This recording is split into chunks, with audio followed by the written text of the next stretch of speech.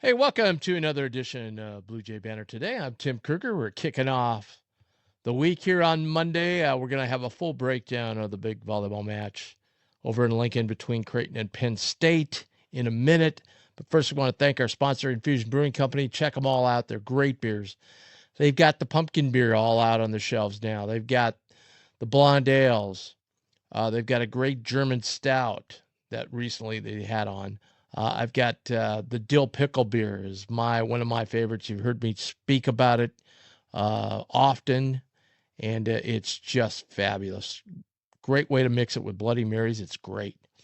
So check it out, infusionbrewing.com. You can see what everything they have to offer there, as well as address to their tasting room, which is fabulous.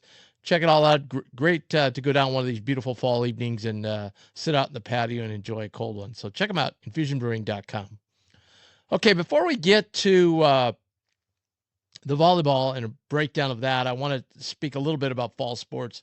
The men, as you know, went to Florida, had two matches down there. They lost to FAU 3-0, and then tied Florida International 1-1. So they are 0-1-1 on the season. Kind of a slow start for the men's team, but they go to Michigan.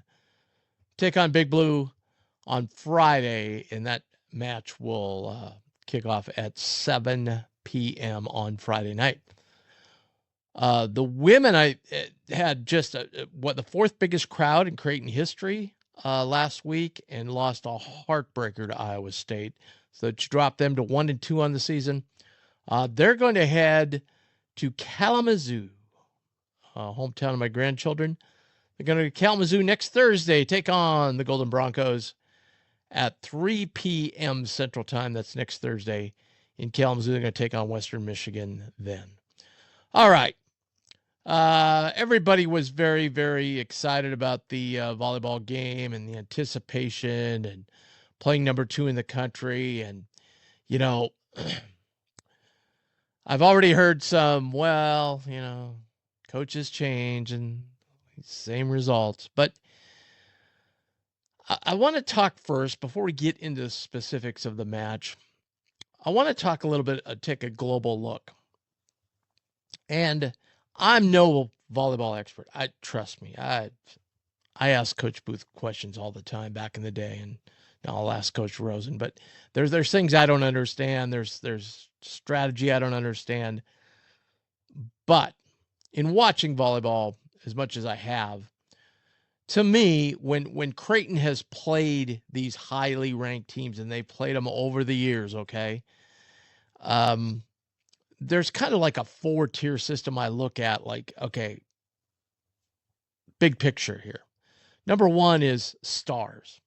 Like, do we have the stars that the other teams have? That was probably not the case. We might have had 1 star back in the day, and the other teams had 2 or 3. And so right off the get-go, you're like, okay, we're playing a higher level of competition here. For the Penn State game, I don't think that's true. I mean, Ava Martin's every bit as good as Kennedy Martin on Penn State. Okay, now she was fabulous. Don't get me wrong, but Ava Martin's a star in the whole world of college volleyball, not just in this game or anything. She's a star.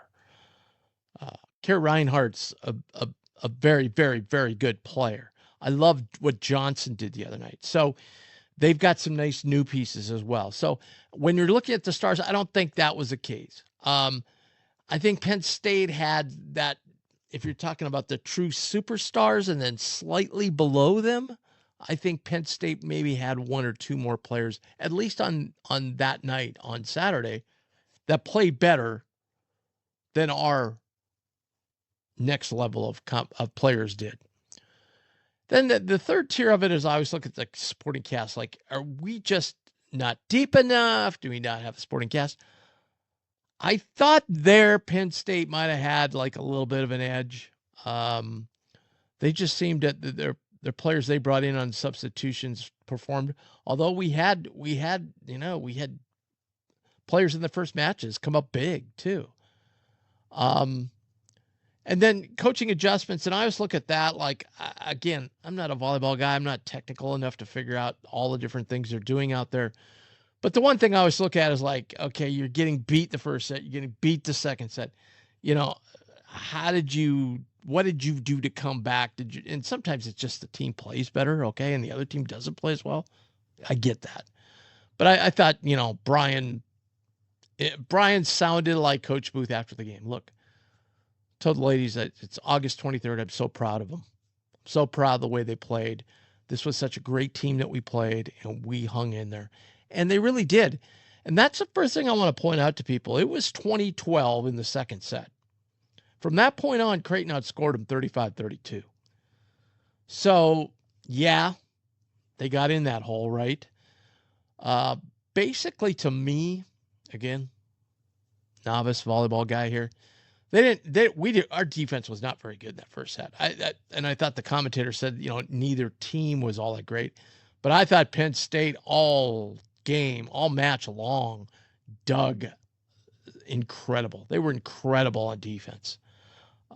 Ava Martin hit some shots that, Big East, they're going down, and Penn State got to those balls. So that was a big, big, big factor in the game. I just thought Penn State's defense and the way they handled. And frankly, Penn State played better for most of the game, better than Creighton did.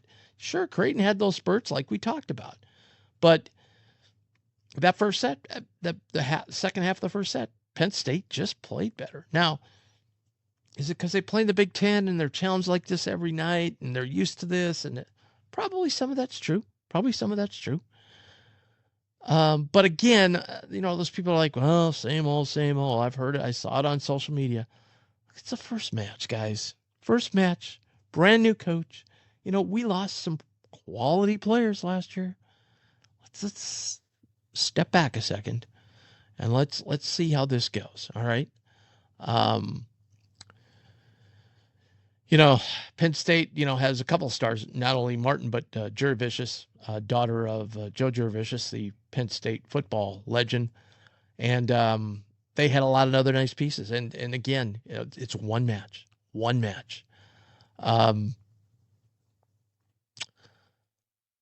I thought our passing was not great in that first set either. I thought the second set it got better, and the third set it was great.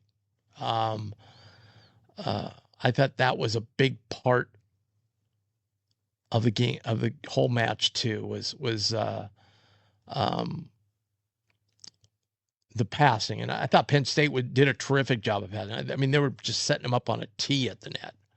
And that was a huge, huge part of the whole match. I thought Penn State, but we hung in there, we battled hard. Let's see now, as as our schedule doesn't get any easier, right? We go to play Wisconsin. Let's see how that goes. And then Louisville down the road. Let's just see how we bounce back from this, what we learned from this. I thought Brian made a good point during the game when they interviewed him. He said, hey, we had them out of system a bunch of times and couldn't get the point. And I thought that was a big key. I thought there was a big key in the second set. In the first set. It was, I want to say 18-16. And there was a long rally, and we had numerous chances to put it away, and we didn't. They got the point. They went on to win the set. That to me was like the turning point of that first set, and it kind of bled over into the second set. And but again, we're right there with them for a set and a half. So let's see what next weekend brings. Let's see the improvements. I really liked some of the young players that got into the match, and I also liked the way we responded. And I liked the way Coach handled it too. You can tell he learned a lot from Coach Booth. Like, it's a process, man. It's a process.